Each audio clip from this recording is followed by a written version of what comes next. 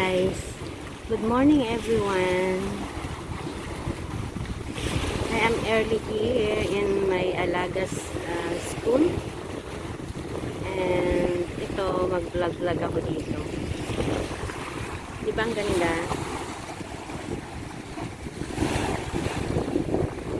Timing na timing guys yung diba kamamatay lang ng nanay ko. Masyado akong na-amaze sa view dito. Everyday pumupunta ako ng province. So, tingnan mo, ayan, may airplane. Kita ba?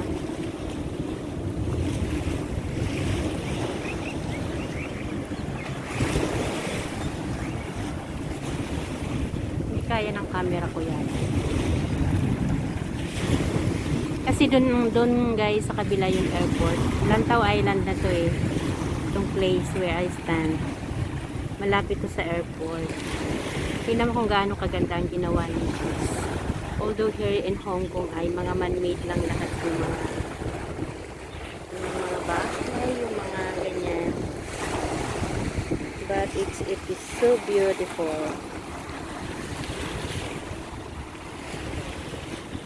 Tapos dyan guys, Sheena Club, pag gusto mo mag-swimming. Swimming pool yan, mga nakikita din dyan sa may red na ano mo yun, swimming pool.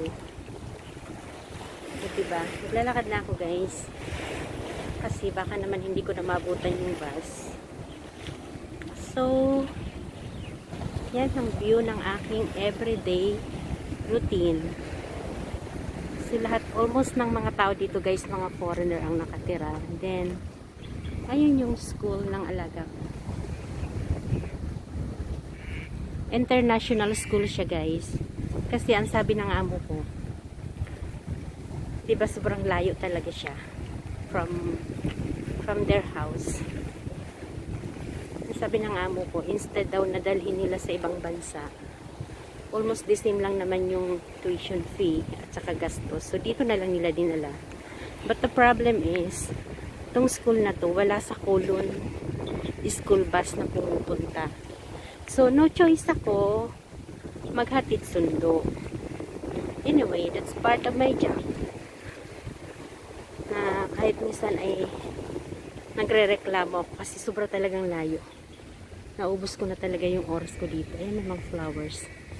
But since ang ganda-ganda naman ng nature dito, doon ko na lang binubuhos yung aking complaint.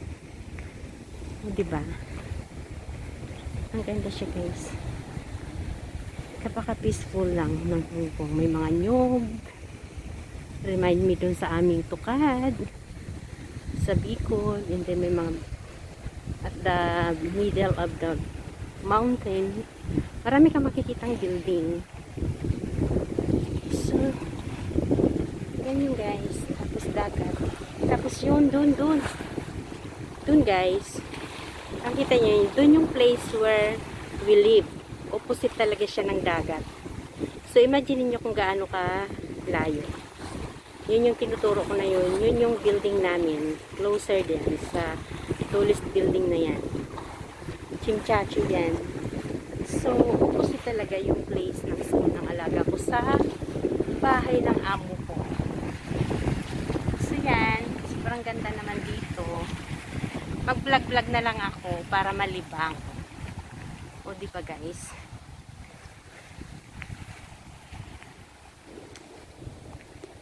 Sabi nga, appreciate everything para hindi ka na lang mainit. Give thanks. In everything, give thanks. Yan, oh, may mga flower pa siya. Ano bang tawag dito? Bell flower. Ang ganda, diba?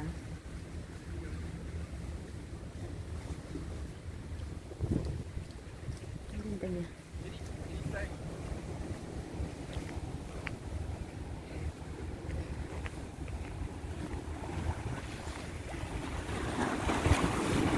So, yung sounds ng dagat, hindi naman kami pwedeng pumunta dyan sa may mga bato-bato.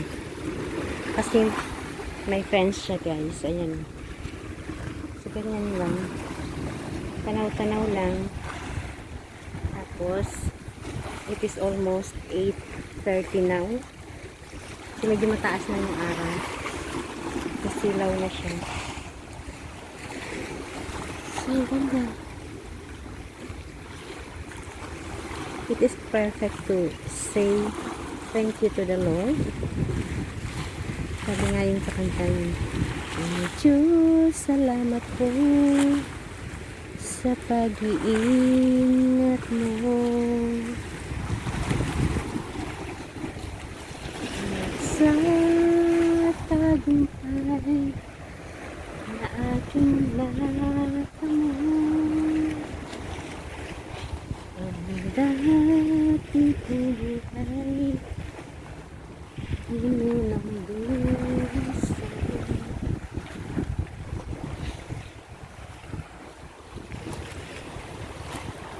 So guys, diba sobrang ganda.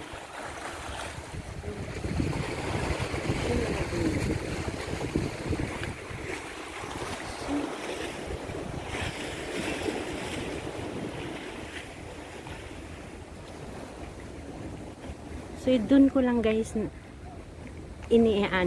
binubuhos yung ano ko, yung complaint ko kasi sobrang talagang layo as in. Most of my time nandito na. Tapos yan, pag gusto mo dyan mag-relax, kaya lang pag ganitong morning, mainit. Pero in the afternoon, ang ganda dyan, umupo-upo, hindi nakatanaw ka dun. Ang sarap mag-unwinding. So, yun guys. So, ayan na guys yung bus. Tingnan. So, kung makikita nyo guys, dito yung video ko sa YT dati. Ayan yung elevator na umaakyat doon sa building. Hindi na nila kailangan pang mag-climb stairs. Tapos ito yung view dito. Gusto mag-coffee, ganyan. Ayan. So, ayan na. Diba guys? Sobrang high-tech niya. Yung mga tao, sasakay na lang siya ng elevator, paakyat doon sa building. Hindi mo na kailangan pang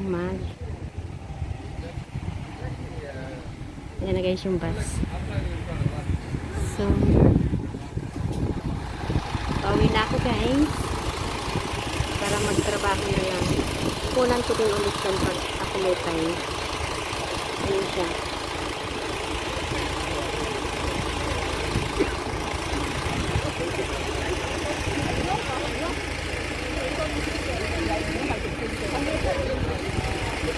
Ito siya umakyat.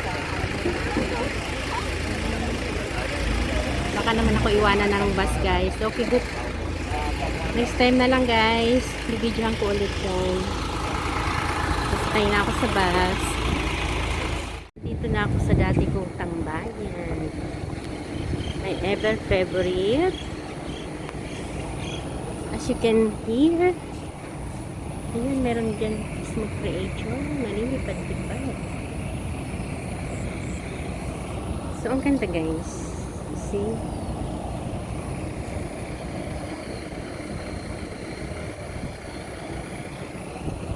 Papakita ko lang sa inyo before ako sasakay ng so yun ng basta doon ako sasakay.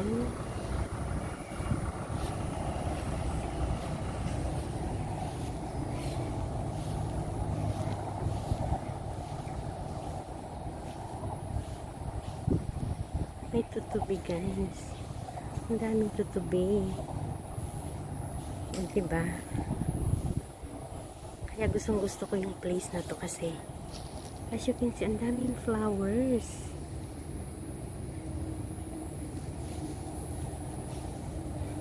Diba? Ang ganda-ganda. Yan.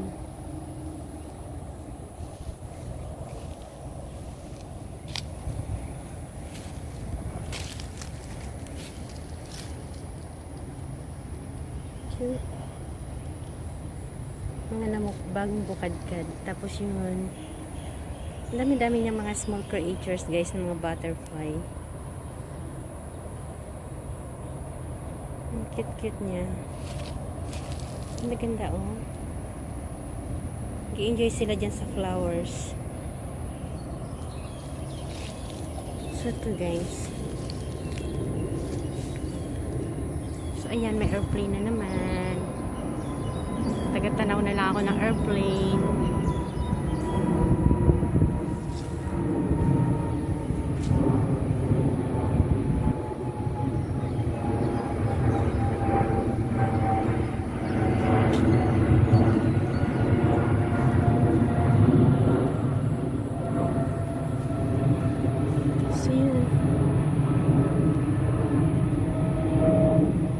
So yun guys, bye.